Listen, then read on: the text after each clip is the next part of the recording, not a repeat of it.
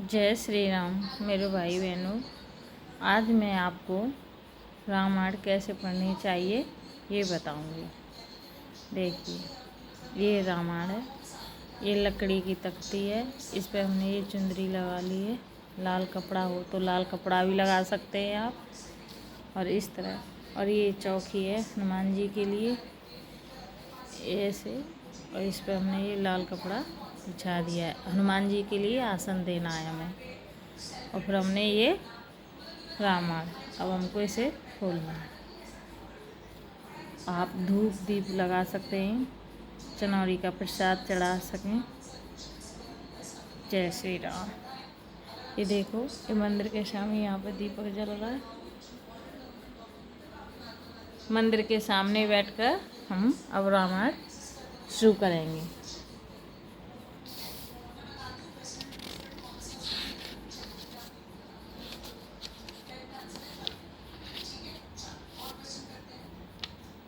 बोलो श्यावर रामचंद्र भगवान की जय।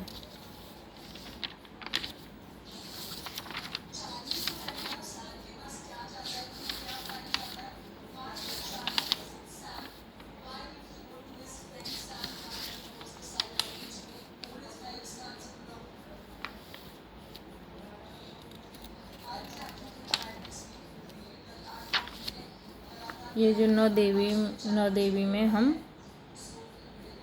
9 दिन रामायण का पाठ करना चाहते हैं तो वो ये है। पहला विश्राम, दूसरा विश्राम, तीसरा विश्राम, चौथा विश्राम, पांचवा विश्राम, छठा, सातवां, ऐसे ये 9 विश्राम है। ये 9 दिन में पूरे हो जाते हैं।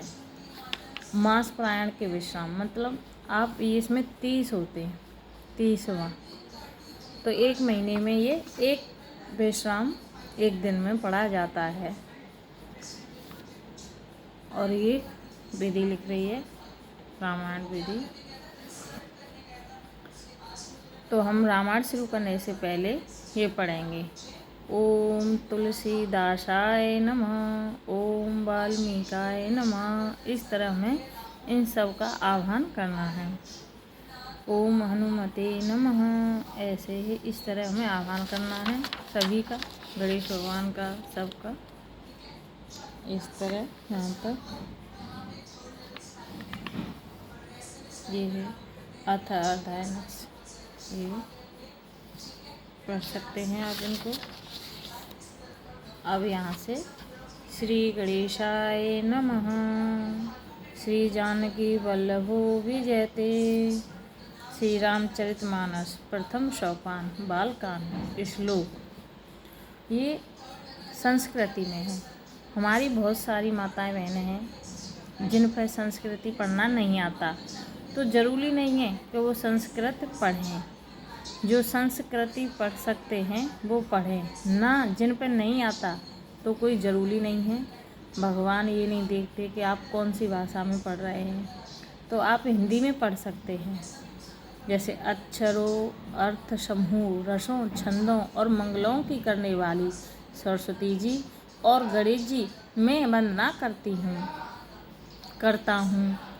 श्रद्धा और विश्वास के स्वरूप श्री पार्वती जी और श्री शंकर जी मैं वंदना करता हूँ, जिनके बिना सिद्ध जन अपने अंतःकरण में स्थित ईश्वर को नहीं देख सकते।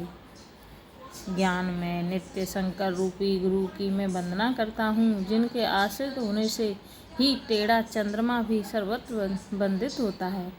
तो ये जैसे ये हमारी संस्कृत में श्लोक लिख रहा है, तो इसके नीचे ये हिंदी क्यों दी गई है, अर्थ क्यों दिया गया है, इसी वजह से कि किसी पर ना पढ़ा जाए तो अर्थ द्वारा आप समझ सकें, पढ़ सकें। जैसे वर्णानाम त्रिसंघानाम रसानाम छंद समापि मंगलानां च कर्तारो वंदे वाणी विनायको भवानी शंकरो वंदे श्रद्धा विश्वास रूपिणो याभ्यां विनानो पश्चिन्त्य सिद्धां स्वास्तं स्वमीश्वरं वन्दे बोधमं नेतं गुरुं शङ्करस्वरूपिणं यमाश्रतो हि वक्रजुपि चंद्रम सर्वत्र वंदते। इस तरह आप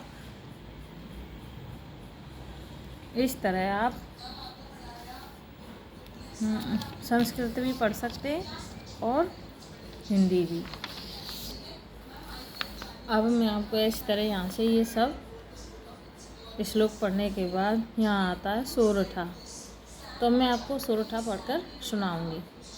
जो सुमिरत सिद्धि होय गणनायक करिवर वदन, करहु अनुग्रह सोय बोधरास शुभ गुण सदन। सोरठा दो तरीके से पढ़ा जाता है, जैसे जो सुमिरत सिद्धि होय यहाँ पे, सोए यहाँ पे, तो या तो यहाँ से शुरू कीजिए, बुद्ध रास शुभ गुण सदन, जो सुमिरत सिद्धि होय गणनायक करिवर वदन, करहु अनुग्रह सोय। तो इस तरीके से तर्ज मिलाई जाती है। यह आप सीधे भी पढ़ना चाहें तो सिर्फ ये ध्यान में रखना है आपको, होय और सोए पे आपको थोड़ा हल्का सा स्पेस लेना है।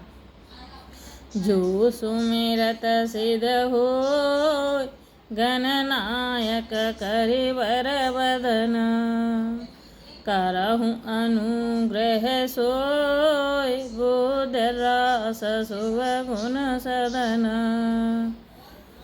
मूक होए बाचाल पांगु चढ़ई गिरवर गहन, जासु कृपा सुदयाल द्रवहु सकल कलिमल दहन। नील सरोरुह श्याम तरुण अरुण बारिजनेन, करहु सुमयूरधाम सदा क्षीर सागर शयन। कुंद इंदु समदे उमा रमन करुणायन, जाहि दीन परने करहु कृपा मरदन मयन। बांधहु गुर पद कांज कृपा सिंधु नर रूप हरे, महामोह तम पुंज जासु वचन रवि करन कर। ये हो गया आपके सोरठा। अब ये चौपाई है, यहाँ से आगे चौपाई की तर्ज अलग है। बांधहु गुर पद पदम परागा, सुरच सुवास सरस अनुरागा, अमाहि मूर में चूरन चारु, समन सकल भवरुज परिवारु। रामायण में एक भी शब्द हमें गलत नहीं करना है। अगर गलत होता है तो कोई बात नहीं, हमें हिंदी पढ़नी है। मैं गुरु महाराज के चरण कमलों की रज की वंदना करता हूँ, जो सुरुचि सुंदर स्वाद सुगंध तथा अनुरागी रूपी रस में पूर्ण है। वह अमर मूल सजीवनी जड़ी का सुंदर चूर्ण है, जो संपूर्ण भव रोगों के परिवार को नाश करने वाला है। जय श्री राम।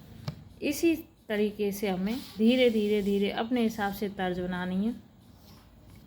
अब जैसे देखो ये है, बांधऊ गुर पद पदम परागा, सुरच सुवास सरस अनुरागा, अमाहि मूर में चूरन चारु, समन सकल भवरुज परिवारु। सुकृते शम्भुतन विमल विभूति मंजुल मंगल मोद प्रसूति जनमन मांज मुकर मलहरणी किए तिलक गुण गण बस करनी।